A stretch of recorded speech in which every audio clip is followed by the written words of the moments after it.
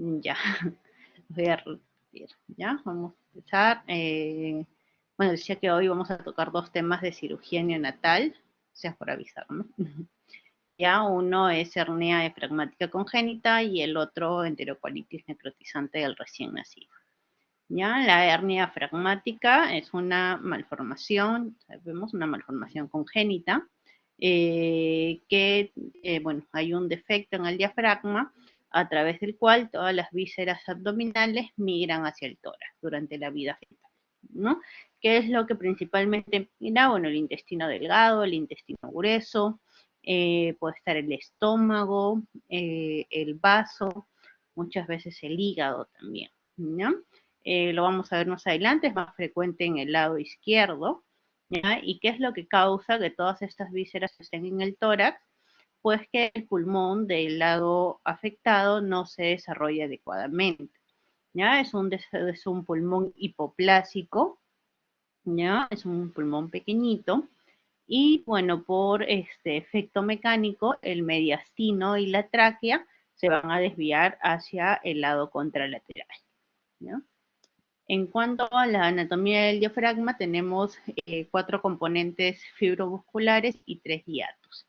¿Ya? Bueno, tenemos el tendón central, el esternal, el costal y el lumbar, ¿no? Y 3 hiatos, uno por donde pasa la vena cava, el otro por donde pasa el esófago y el otro el hiato aórtico, ¿ya? A veces esos también son lugares donde se pueden herniar.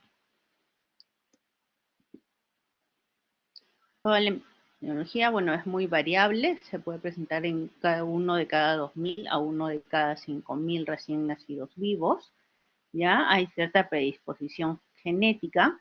Eh, no podemos tener un número exacto de presentaciones, ya que muchos de estos bebés o nacen muertos o son productos de aborto, ¿no? Está relacionado con prematuridad y con bajo peso al nacer, ¿ya? Y muchos de estos van a presentar polidrapnios en el embarazo.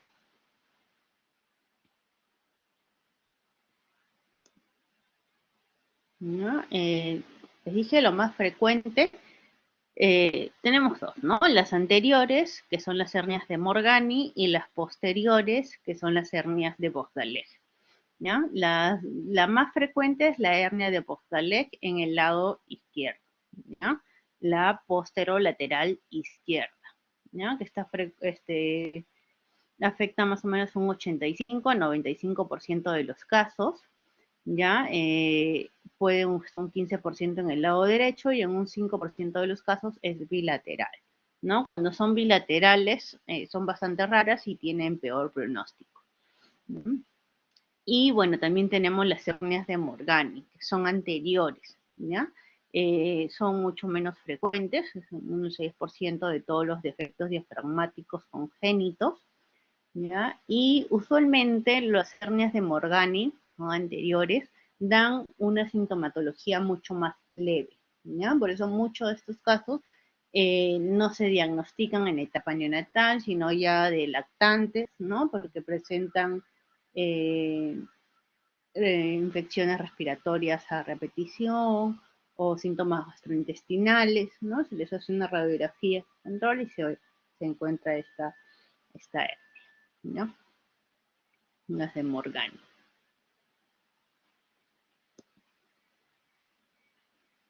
Hay una clasificación, ¿ya? Que es según el defecto. También nos ayuda para saber cuál es el tipo de cirugía que se va a hacer, ¿ya? El defecto tipo A, en donde está completamente rodeado, ¿no? Este es el defecto, la parte negrita, y está completamente rodeado de músculo, ¿no? De diafragma. En la tipo B tiene una pequeña porción de desprovista de diafragma. En la tipo C hay una gran porción de la pared torácica desprovista de diafragma y en la D prácticamente hay egenesia del diafragma, ¿no? La tipo A, la tipo B usualmente se pueden resolver por vía mínimamente invasiva, por toracoscopía, y nos va a permitir un cierre primario del defecto, ¿ya? En cambio, las tipo C y las tipo D La mayoría de veces, bueno, se va a necesitar una malla protésica para cerrar este defecto. Ya no es posible un cierre primario si no se utiliza una malla. ¿Okay? Está asociado a múltiples malformaciones, más que todo lo más frecuente son las cardiovasculares, pero puede haber también malformaciones geniturinarias, gastrointestinales. El 100%, ¿sí? El 100% de los pacientes con hernia diafragmática congénita tienen también malrotación intestinal, ¿ya? Todos estos pacientitos son malrotados.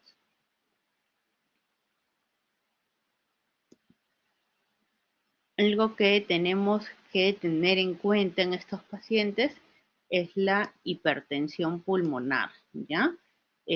Normalmente todos estos pacientitos tienen hipertensión pulmonar. La hernia diafragmática va a condicionar, yo les dije, una hipoplasia pulmonar, la desviación del mediastino, ¿no? Deficiencia del agente transductivo.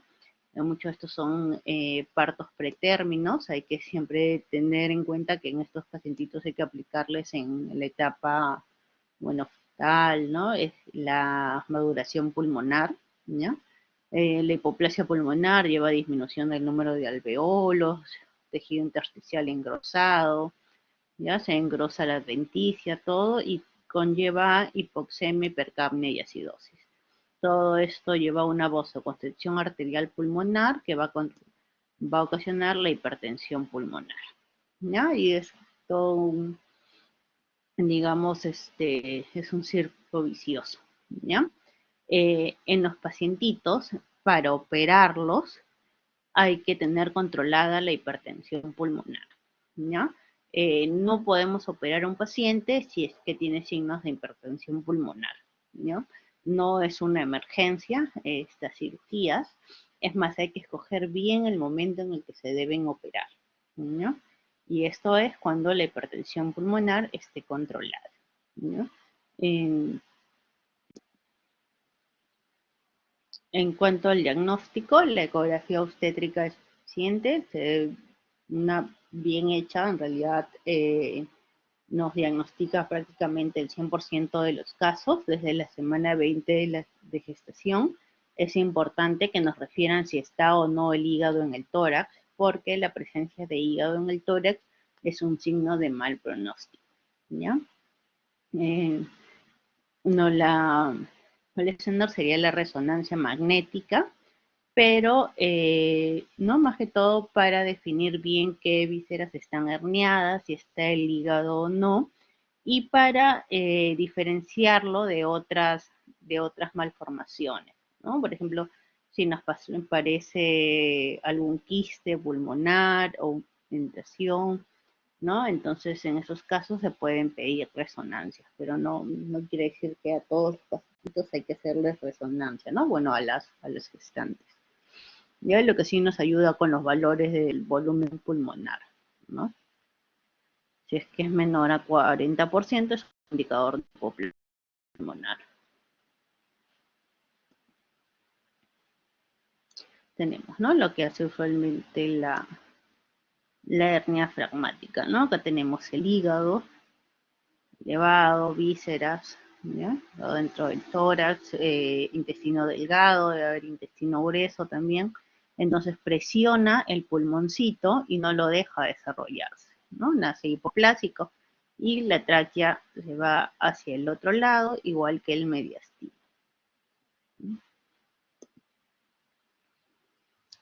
Las manifestaciones clínicas en realidad no son las mismas en todos los pacientes, depende mucho también si es que hemos tenido el diagnóstico prenatal o no, ¿no? Porque un paciente que tenemos ya el diagnóstico prenatal, en realidad no deberíamos ver todas estas manifestaciones, ¿ya? Respiratorias. Una vez que nace debería ser entubado, evitar ventilarlo con ambú, porque esto va también, así como ingresa aire a las vías respiratorias, también ingresa aire a la vía digestiva, ¿no? Y va a distender más el estómago, las asas intestinales y va a ocasionar eh, una mayor dificultad respiratoria. Entonces, intentar hacer una intubación rápida y sin darle mucha presión. ¿ya? Ahora, en aquellos en los que no esto y no ha tenido un diagnóstico prenatal, ¿no? El pacientito va a empezar con insuficiencia respiratoria, puede tener taquipnia, retracción torácica, palidez, incluso cianosis. El abdomen está excavado porque todo está, es prácticamente un abdomen vacío, ¿no? Y las vísceras están en el tórax. Entonces aumenta el diámetro anteroposterior del tórax. Se pueden escuchar ruidos hidroaéreos en el hemitórax afectados y los ruidos respiratorios, como movido vesicular, está disminuido. Y ahora, ¿cómo confirmamos de inicio que es una hernia diafragmática? Lo primero que tomamos es una radiografía de tórax, ¿no? Tiene que ser una anteroposterior y una lateral. La lateral nos sirve para ver si el defecto es anterior o posterior, ¿no? Para definir si es una hernia, podría ser tal vez una hernia de Morgani, ¿ya? Si es que es anterior. ¿Qué es lo que nos muestran? Las asas intestinales en el tórax, ¿ya? Todas estas en el tórax, y el mediastino, como les dije, lateralizado, ¿no? Así como la tráquea. Ya estos pacientitos, justamente, bueno, es que necesitan ventilación mecánica, y si no, al menos una sondita orogástrica que nos va a ayudar a descomprimir un poco la vía digestiva. Si es que hay alguna duda, ¿no? En el diagnóstico podemos usar un estudio contrastado, ¿ya? Vamos a ver aquí las asas intestinales en el hemitórax izquierdo, ¿ya? O también una tomografía abdominal, ¿ya? Nos va a ayudar a hacer el diagnóstico diferencial, principalmente con una eventración diafragmática, ¿no? En la cual el diafragma está completo, pero no es competente, entonces se desliza hacia arriba y no se meja una hernia diafragmática, ¿no? Para definir, diferenciar la hernia de Morgani, una hernia hiatal, la malformación adenomatoidea quística, todo esto podemos diferenciarlo con una tomografía. Dije, una de las principales diagnósticos diferenciales son las eventraciones, que es una elevación anormal del diafragma, ¿ya? Con desplazamiento del contenido abdominal hacia el tórax, ¿ya? Pero el diafragma está íntegro, no hay ningún defecto en la de continuidad, ¿ya? Acá se hace una explicatura, ¿no? El tratamiento quirúrgico es diferente y no todas se operan, ¿ya? En cambio, las hernias diafragmáticas sí, todas se operan, así el paciente esté tranquilo y asintomático, todas se operan. En cuanto al tratamiento preoperatorio, ya saben, la cirugía no es emergencia, no es inmediata, se espera que el bebé se estabilice, la hipertensión pulmonar se controle, ¿no? Si necesita ventilación mecánica, se les da sonda orogástrica a todos, incluso si es que fracasa la ventilación mecánica, pasa a ventilación de alto flujo, óxido nitroso, ECMO, ¿ya? Bueno, ECMO es lo último que se utiliza cuando ya han fracasado todos los anteriores. Esa oxigenación por membrana extracorpórea es como que poner al bebé en un pulmón corazón artificial, ¿ya? No se puede utilizar en todos los pacientitos, ¿ya? Debe tener al menos más de 2 kilos y edad gestacional más de 34 semanas, no tener ningún otro defecto congénito, ¿no? Y bueno, esto es la última etapa, ¿no? Es muy, a veces difícil decidir el momento en el que se tiene que operar cuando no van bien, ¿ya? Incluso algunos se ha llegado a operar con el paciente en ECMO, ¿ya? Pero no siempre. Hay guías para valorar el momento clínico adecuado. Esto, bueno, la saturación periductal de oxígeno de 85 a 95%, la presión arterial controlada, ¿no? Pero bueno, de todo esto, lo más importante es que no tenga signos de hipertensión pulmonar persistente. ¿ya? Un niño con hipertensión pulmonar no puede ser operado, ¿ya? Hay que controlar esto primero. En cuanto a la técnica quirúrgica, supongo que ya esto lo han visto en la parte práctica, ¿ya? Puede ser vía abierta o vía toracoscópica. En la vía abierta lo que se hace, bueno, una incisión subcostal, ¿ya? Del costado, y se reducen las asas intestinales, ¿ya? Se reducen hacia, si es que entramos vía abierta en el lado izquierdo, que es lo más frecuente, es una laparotomía. Ya jalamos todo con bastante cuidado al momento de reducir al menos el vaso, porque es muy frágil y podría ocasionarnos sangrado. Ya ahí valoramos el defecto. Si es que cierra con facilidad, pues hacemos un cierre primario. Usualmente se usa el mersilene, 2 ceros, un no reabsorbible. ¿Ya? Y si es que no cierra con facilidad, se puede usar un parche, ¿ya? Una malla protésica. Podemos hacer. ¿Ya? O si no, también, bueno, se hace la toracoscopía, ¿no? Cuando se entra por tórax, con el CO2 en realidad es bastante fácil, a veces se reducen solas las asas y si no, igual bastante cuidado al manipular, ¿ya? Porque la idea es no lastimar este intestino, el cuidado con el vaso, con el hígado, que son estructuras muy sangrantes. En el posoperatorio, estos pacientitos pasan al la UCI-NEO, ya deben ser monitoreados de forma continua. La principal complicación quirúrgica es la recidiva de la hernia, ya que usualmente ocurre cuando se ha hecho un cierre a tensión, ¿ya? Eh, y bueno, hay que reoperar en estos casos, ¿no? También reflujo gastroesofágico y si es que ha habido una cirugía abierta y toracotomía, usualmente es cuando la hernia es del lado derecho porque tenemos ahí el hígado, no podemos entrar por abdomen, también malformaciones de la pared torácica, ¿no?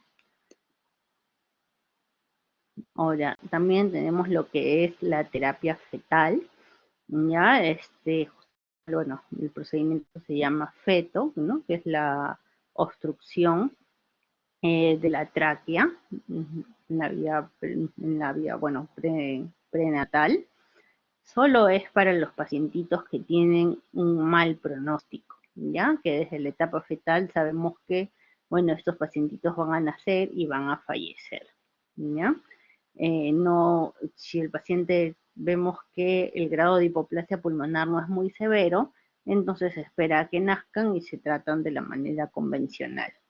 Pero si es que tiene hipoplasia pulmonar severa, está herniado el hígado, el índice cráneo pulmonar, ¿no? Que es un índice que nos sirve para ver el grado de hipoplasia, es bajo, entonces estos pacientitos se puede optar por la cirugía fetal, ¿ya? ¿En qué consiste? En que se ingresa un baloncito en la tráquea, este paciente obviamente dentro del útero, ¿ya? Y al ocluir la tráquea va a producir hiperplasia del pulmón, ¿ya? El problema es que también el parénquima pulmonar crea un fluido, ¿no? Entonces, como está obstruida la tráquea, este líquido se va a acumular. Y lo que hay que hacer es retirar este balón luego de unas 6 semanas, menos pues. Entonces, son 2 intervenciones fetales que pueden llevar a complicaciones, ¿no? Que todo el parto prematuro, ¿ya? Pero mejora mucho la supervivencia en estos pacientitos, que sin esta terapia no tendrían oportunidades, ¿no? De nacer, ¿ya? Pero igual, o sea, hay riesgo en la madre, hay riesgo en el niño, ¿ya? Más que todo, el prematuro, el desprendimiento de membranas, todo eso.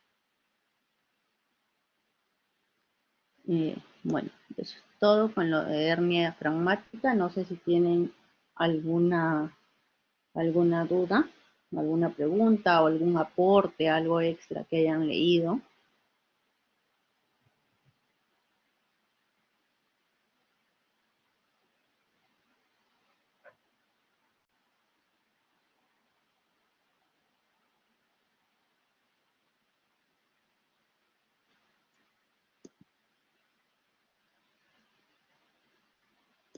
Si alguien tiene alguna pregunta, si no, para pasar al siguiente tema.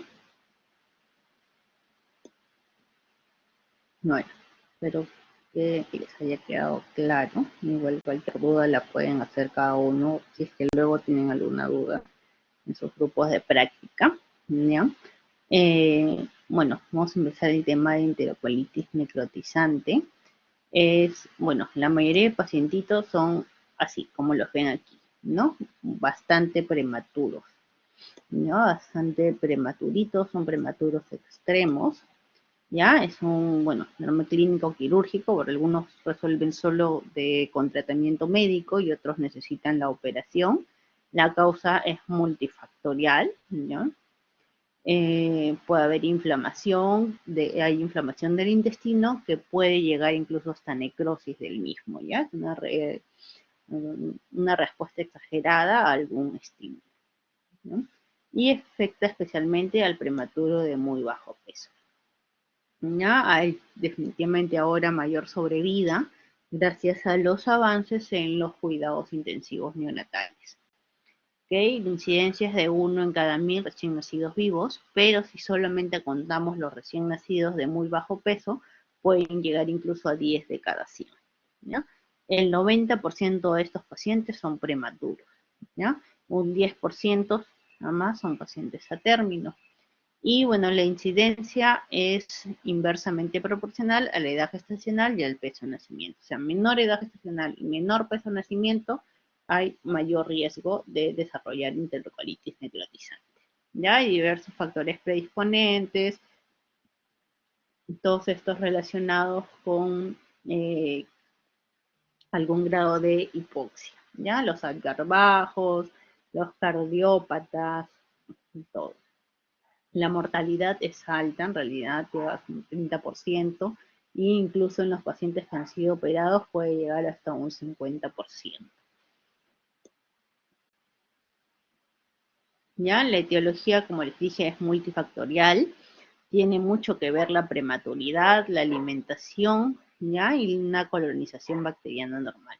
La prematuridad, ¿por qué? Porque hay menor secreción gástrica, ya se ha demostrado que la secreción gástrica es un factor protector, ¿ya? Para enterocolitis necrotizante, hay déficit de enzimas, hay predisposición a la inflamación de este intestino inmaduro, la función de barrera intestinal está disminuida, por lo que hay translocación bacteriana, hay menor motilidad intestinal, lo que también favorece el sobrecrecimiento bacteriano, y ahí la regulación vascular tampoco es normal. Tiene mucho que ver con la alimentación enteral, especialmente cuando se alimentan con fórmulas, ya que son hiperosmolares y el intestino prematuro no está preparado para esto, y cuando hay un avance agresivo en la alimentación, ¿no? Entonces, cuando son pacientitos muy prematuros, en realidad lo que se debería hacer es lactancia materna exclusiva, ¿ya? Esto es un factor protector para los niños, no usar fórmulas. ¿Ya? Y bueno, de por sí estos pacientes son prematuros, están en la UCI y se utilizan antibióticos, ¿no? De forma empírica, lo que produce un aumento de otras bacterias, ¿no? Que se van a producir. Esto es lo que vimos, ¿no? La prematuridad, la infección, la hipoxia, la alimentación hiperosmolar, todo esto da inicio a diversos eventos, ¿no? Como daño en la mucosa. Hay una reacción exagerada en realidad a estos eventos. Ya ocasiona congestión, edema y necrosis, muchas veces. Hay éstasis del contenido intraluminal, lo que favorece al sobredesarrollo bacteriano. Estas bacterias son productoras de gas, que es lo que ocasiona la neumatosis intestinal, que es el signo característico de la enterocolitis necrotizante, ¿ya? Pero la neumatosis, como ya sabrán, no es quirúrgica. Puede ir hacia la curación o puede ocasionar una perforación o una peritonitis, ¿no? Ahora, así los pacientes no lleguen a operarse, igual son intestinos inflamados, ¿ya? Y muchas veces forman fibrosis, estenosis. Por eso vamos a ver que igual el tratamiento del NEC es hacer ostomías, ¿no? Y antes de cerrar las ostomías, siempre hay que comprobar que el intestino distal esté permeable, ¿ya? Con un estudio contrastado.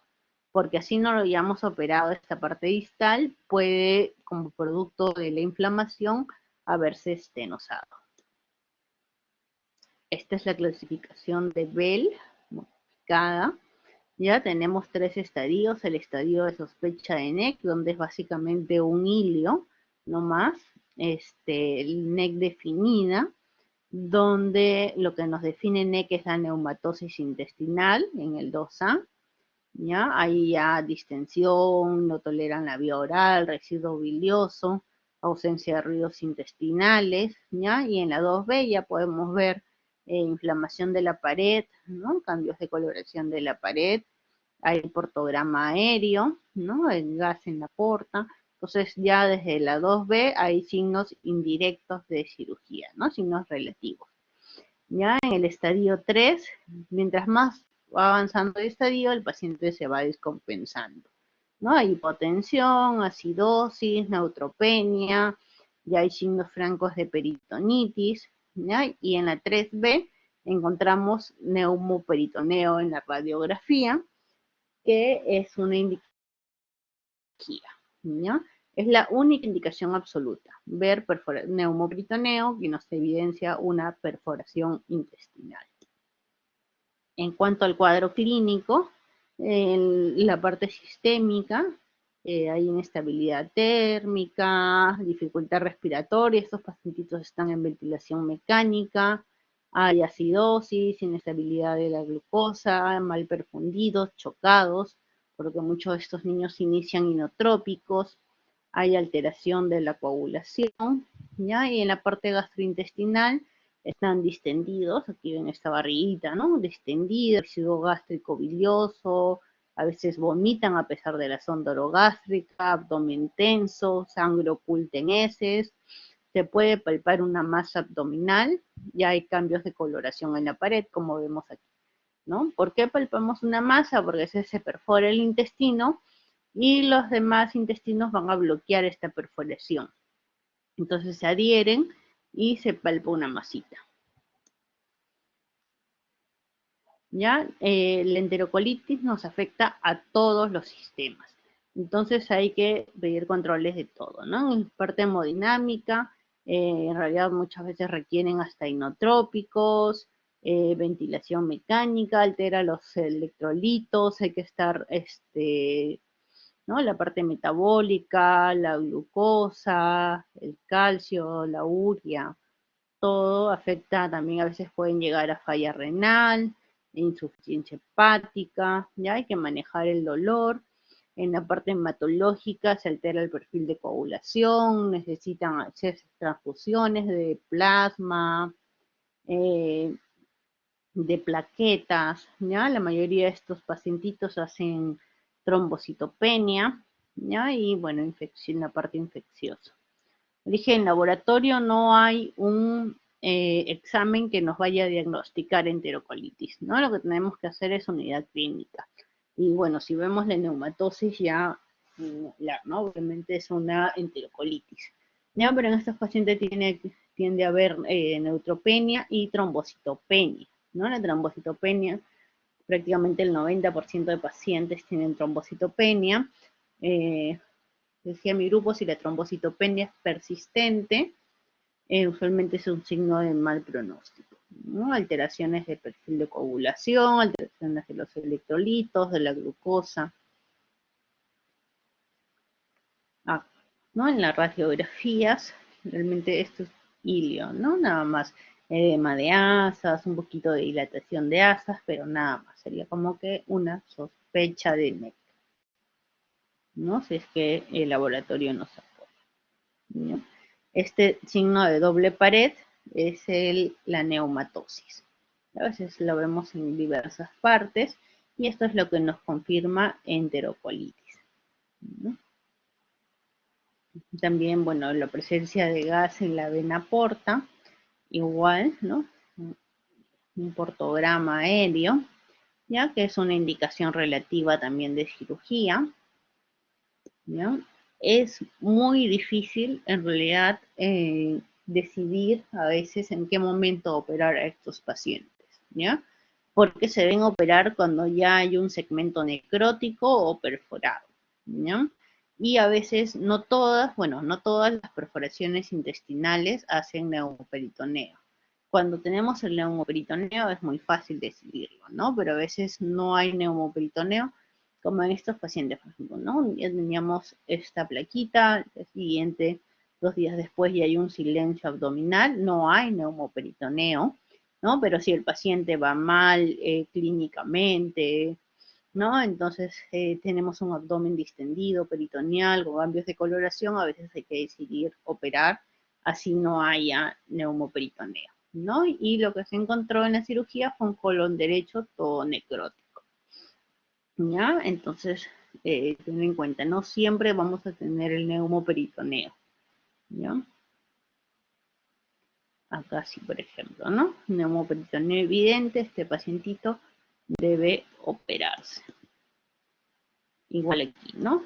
Neumoperitoneo, acá también, ¿no? Las tangenciales lo vemos en la parte de arriba, posteriores sobre el hígado. El principal, bueno, diagnóstico diferencial es con el hilo séptico, que puede ser una sospecha de NEC, y la perforación intestinal espontánea, ¿no? La perforación intestinal espontánea ocurre generalmente en los pacientes cardiópatas, que hay disminución del flujo sanguíneo al intestino y una parte se perfora, ¿ya? El diagnóstico diferencial se hace en intraoperatorio. Ya vamos a encontrar solo un segmento perforado, pero el resto del intestino no está inflamado. En cambio, cuando entramos en enterocolitis encontramos o diversas zonas necróticas o diversas zonas perforadas. Podemos encontrar también solo una, pero el resto del intestino está inflamado o hay neumatosis. Aquí no. Además que el cuadro clínico de una perforación intestinal espontánea no es tan aparatoso como un paciente con NEC, ¿no? Un paciente con NEC está chocado, está en muy mal estado general. Los pacientes con perforación intestinal espontánea no es así, ¿no? En cuanto al manejo médico, principal es que estos pacientes estén en NPO, ¿no? En reposo digestivo. La piedra angular son los antibióticos de amplio espectro, ¿ya? Hay que asegurar la nutrición parenteral total, porque estos pacientes van a estar en NPO prolongado, ¿no? No van a recibir vía oral por varias semanas, ¿no? Y bueno, una sonda orogástrica, ¿no? Para drenar. Eh, Muchas veces ayuda a una aspiración suave, ¿ya? Entonces, muchas veces es suficiente con el manejo médico, ¿no? Pero entre un 30 a un 50% van a desarrollar necrosis intestinal o perforación y van a necesitar el manejo quirúrgico, ¿no? Como les decía, la única indicación absoluta de cirugía es la perforación intestinal, que vamos a ver en las radiografías como un neumoperitoneo.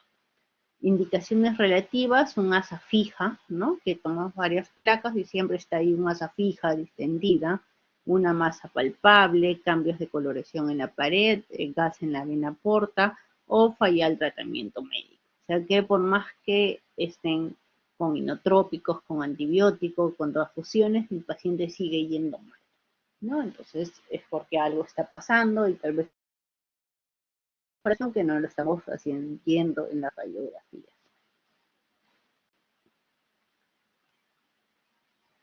¿No? Los pilares del tratamiento es remover todo el tejido necrótico y perforado, pero preservando la mayor longitud de intestino posible, ¿okay? Hay que evitar sacar intestino que está sano, ¿ya? Porque si no nos va a llevar a un intestino corto. Hay pacientitos que ya se decidió que se tienen que operar, pero están muy inestables para ser llevados a sala de operación. ¿ya? Entonces, en estos pacientitos, para ganar un poquito de tiempo, para que mejoren su estado general, se les hace un drenaje peritoneal primario, ¿ya? Con anestesia local, obviamente, con todo estéril, ¿no? Como si fuera una sala de operaciones, se le infiltra anestesia local, se le hace un cortecito con bisturí y se ingresa con una pinza Kegel, ¿ya? Entonces, esto va a ayudar a evacuar el aire, evacuar el contenido intestinal libre, lo cual va a dar cierta mejoría al paciente. Y se le coloca un trencito, ¿ya? En cualquiera de los flancos. Y esto, una vez que mejore el paciente, ya van a una laparotomía formal, ¿ya?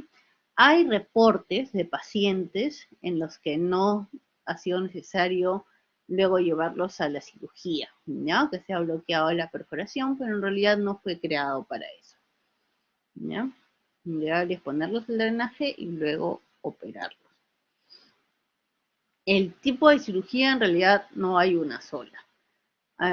Todo depende de lo que se encuentre, ¿no? De dónde se encuentre, de cuánto intestino está afectado, del grado de la afectación, si solo hay inflamación, ya hay necrosis, pero está perforado, ¿no? Se puede ingresar por una incisión mediana o una incisión transversa, como desee el cirujano, y lo que se tiende a hacer son ostomías, porque las anastomosis no van bien en estos pacientitos, ¿ya? Porque son pacientes muy inestables, chocados, desnutridos, entonces no son buenas condiciones para hacer una sutura intestinal, ¿ya? Entonces se tienden a hacer ostomías.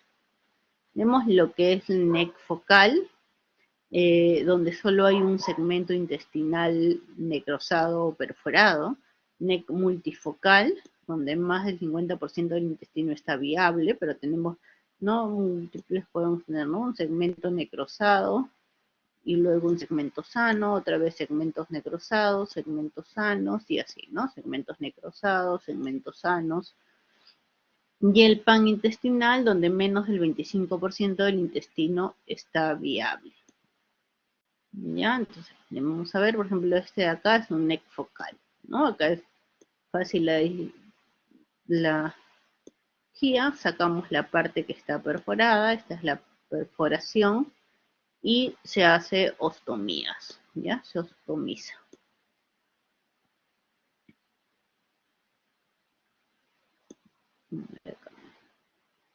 ¿No? Queda con su ostomía, y siempre hay que intentar hacer ostomías a doble boca.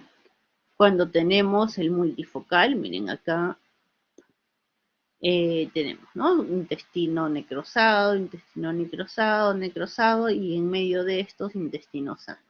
Entonces, una técnica que podemos aplicar aquí es el clip and drop, ¿no? Si es que el paciente está muy inestable, simplemente clipamos o ligamos y sacamos todo lo necrótico, ¿no? Lo dejamos así, como vemos en esta tercera figura, y luego de cuando se estabilice el paciente, obviamente ya sin el intestino necrótico, este paciente va a ir mejor, y cuando esté un poco más estable y nos tolere una cirugía más larga, ya podemos entrar a hacer una ostomía proximal y suturar estos intestinos, ¿ya? Pero no resecar en bloque, ¿ok? Porque estaríamos condenando al niño a un intestino corto. Ahora, si alguno de estos segmentos no estamos seguros si es que está o no está necrótico, hacemos lo que es el second look, ¿no? Se deja el intestino ahí, se entra luego de unas igual 24, 48, 72 horas y revisamos el mismo intestino, ¿no? A veces o se terminó de necrosar o se salvó, pero nunca saquemos intestino que no estamos seguros que está necrótico, ¿ok? Y mucho menos intestino sano. Y el pan intestinal, donde cabemos, ¿no? Todo el intestino necrótico, incluso a veces hasta el colon está necrótico, ¿no? Podríamos hacer es una ostomía proximal, perdón, una yeyunostomía ya, ¿no? Una ostomía alta, y sacar todo el intestino necrosado. Obviamente este paciente es un intestino corto, ¿no? Miren, a veces quedan con más de una ostomía, ¿ya? Y si hemos dejado intestino que no estamos seguros si está bien o no, podemos ponerle algunos drencitos para monitorear por ahí el drenaje,